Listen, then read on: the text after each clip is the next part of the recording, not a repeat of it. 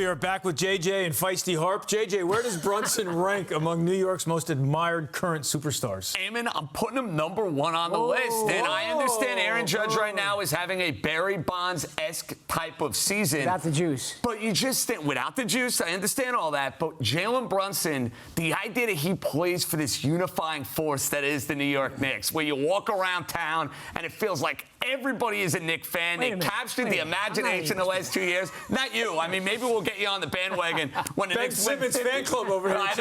When the Knicks win 50-plus games this year in the conference finals, then maybe we'll get Harper on board. Maybe. But he's just, like, done everything so right, so proper, gets it to the nth degree, takes less money. I know he's going to get it down the road. And by the way, I want to take a shot at your trivia question. Was it Lance Thomas? It was. Let's go. It's I'm only proud of been out there myself. all day, JJ. But No cheating. You threw it in like there wasn't an answer. But to me, Brunson has done that. And with the divide you have between Yankee and Met fans, I'm going to say he's the most popular athlete in town. I threw it in there because who knew Lance Thomas was captain? But anyway, Harp, who knew? What do you think, Judge? I get that. Brunson? I'm still going to go Judge. I think he's kind of climbed to a place, the top of the, whatever you want to call it, Mount Rushmore of New York sports or whatever, just because of the way he's hitting home runs. I mean, there's nothing more dynamic in some ways than watching him at the plate and the home runs he hits, the long balls, all that. So I get it. Brunson, especially with the contract now, he's going out of his way to sacrifice for the team. But Judge kind of did that. He could have taken more money to go to San Diego,